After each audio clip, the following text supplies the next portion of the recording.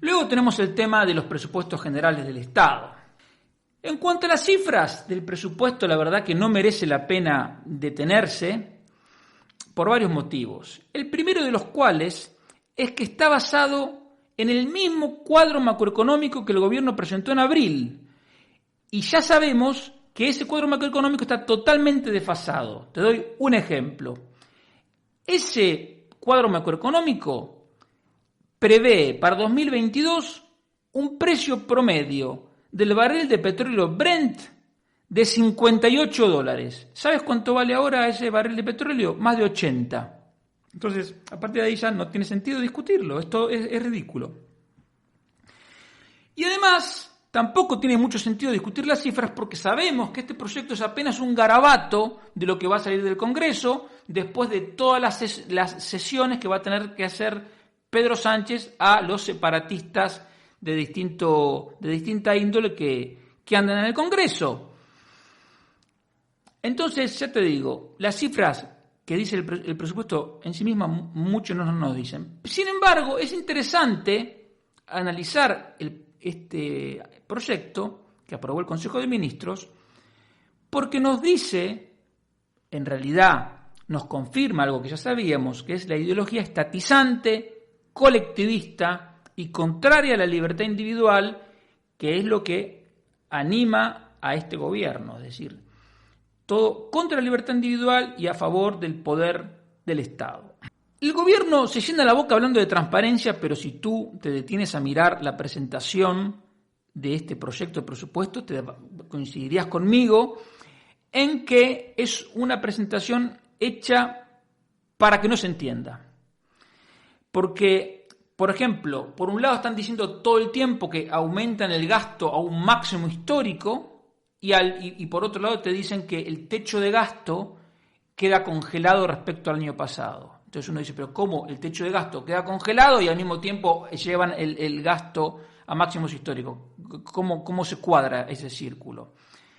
El tema cuadra porque el techo de gasto no incluye muchas cosas, como los intereses de la deuda, el seguro de desempleo, etc. Porque el gobierno, como su mayor afición es mentir, también cree que va a ser capaz de mentir a la Comisión Europea, al Banco Central Europeo, a los mercados financieros internacionales. Entonces, presentan este proyecto como que está enmarcado en una estrategia de responsabilidad fiscal, Y por eso te digo, este proyecto incluye mentiras descaradas que no nos puede sorprender porque vienen de donde vienen. En la nota de prensa dicen textualmente que el pago de intereses de la deuda va a bajar por la reducción de la deuda y del déficit. El déficit en términos de euros bajaría, vamos a verlo, bajaría, ojalá que baje, y también como proporción del PIB, pero la deuda pública crecería en casi 66.000 millones de euros. Y eso dicen que ellos lo traducen en que va a bajar la deuda. ¿Por qué dicen ellos eso? Porque si la economía creciera lo que dice el cuadro macroeconómico desfasado, entonces como proporción del PIB, esa deuda, a pesar de crecer 66.000 millones de euros, podría ser porcentualmente un pelín menos.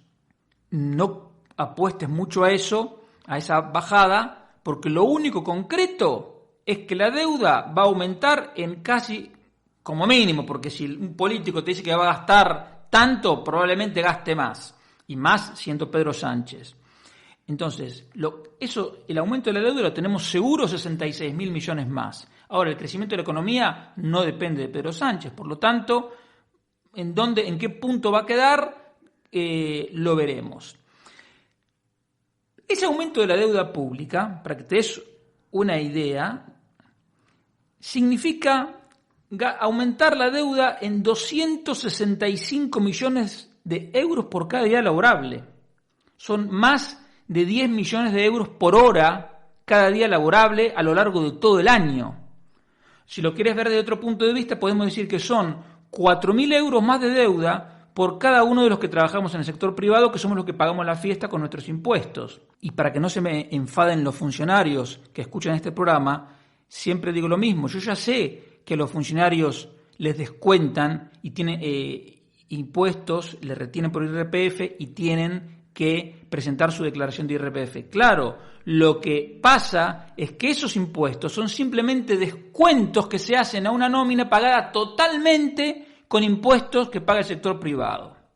Y la otra, digamos, mentira, falsedad de este proyecto es que si se atreve a imaginar una reducción en el pago de intereses, es otra vez porque está utilizando los supuestos desfasados del cuadro macroeconómico. El cuadro macroeconómico prevé para el año que viene un tipo de interés medio del bono a 10 años, que es la referencia con la que se financia el Reino de España, de 0,1 a lo largo de todo el año. Pero hoy tú vas al mercado y no pagas 0,1, pagas 0,45.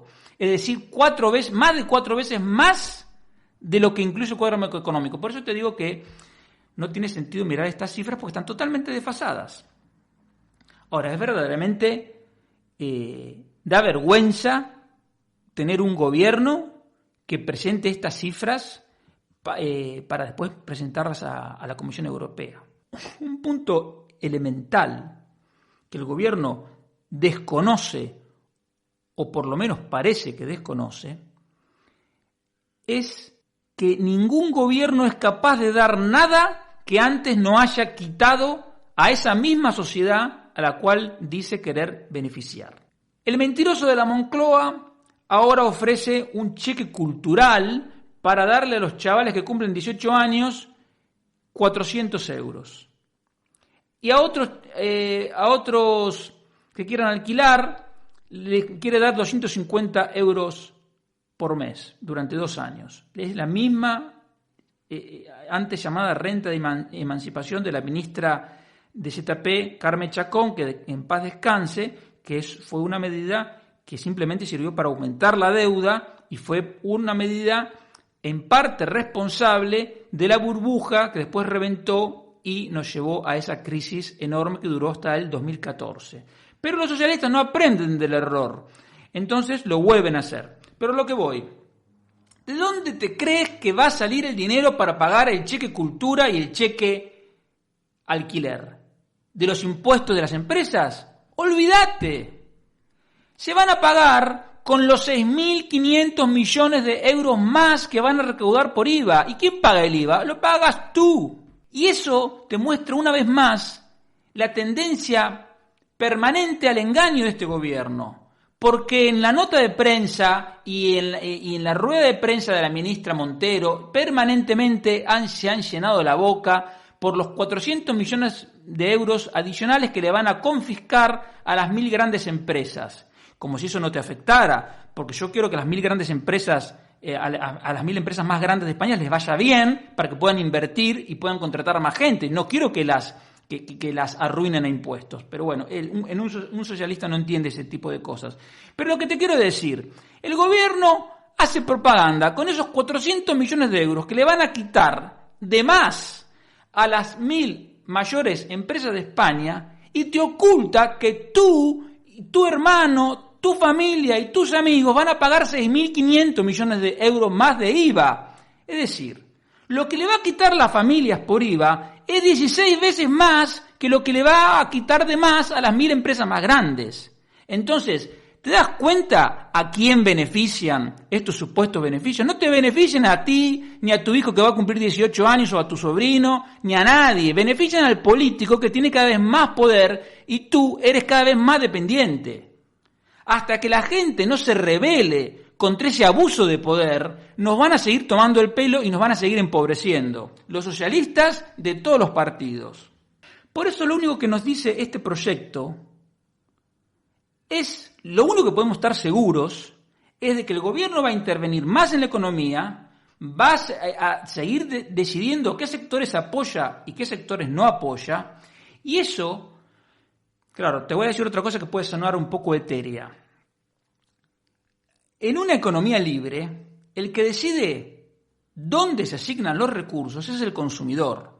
Porque si el consumidor compra leche y chorizos, los empresarios van a tener más vacas y más cerdos para poder satisfacer los deseos del consumidor. En una economía no libre, como la que le gusta a Yolanda Díaz, a Ione Belarra, a Íñigo Errejón y a toda esa gente, el que elige qué se produce es el gobierno, que es lo que hacían en la Unión Soviética o lo que hacen ahora en Cuba o en Corea del Norte y en Venezuela. Entonces ellos dicen, no, lo que hay que producir es esto. No sé cuál será el gusto de ellos. Digamos, coches eléctricos, cualquier cosa, como en la Unión Soviética, que producían los tractores, pero luego no los podían poner en funcionamiento porque no tenían gasolina, no tenían los repuestos, un desastre. Bueno. Entonces, nosotros estamos en un punto medio donde una parte de los recursos se asigna a través del mercado por las decisiones del consumidor, pero una parte cada vez más grande la asigna el gobierno. Entonces, cuando el gobierno te dice, tú vas a gastar el dinero en cultura y tú vas a gastar este dinero en alquiler. Bueno, cada decisión que aumenta la decisión política sobre qué hacer con los recursos disponibles aleja la asignación de recursos de la que se habría producido en un mercado libre. Por lo tanto, es cada vez menos eficiente. ¿Y eso qué significa? Que con los mismos recursos podríamos obtener una mayor actividad y un mayor nivel de empleo. Pero eso a los socialistas no les importa. Si es por ellos, que fuesen todos parados para que todos estén cobrando el ingreso mínimo vital y así tenerlos dependientes para que los voten. Y el otro tema conceptual que está equivocado, pero está metido en todo el presupuesto, es el mito keynesiano del multiplicador. ¿Esto qué quiere decir? Keynes se inventó que por cada euro que gasta el gobierno se genera una actividad económica mayor a un euro. Por lo tanto, dicen, gastemos, porque si gastamos, la economía se va a recuperar y vamos a volver al pleno empleo. Entonces, los políticos se han creído esto y creen que el gobierno es capaz de reactivar la economía. Si los gobiernos tuvieran realmente la capacidad de reactivar las economías, no habría nunca recesiones, porque simplemente el gobierno aumentaría el gasto, el efecto multiplicador haría su impacto y por lo tanto no habría recesiones. ¿Pero cuál es? ¿Qué te muestra la historia? ¿Qué te muestra la realidad? Que el gobierno no puede hacer eso.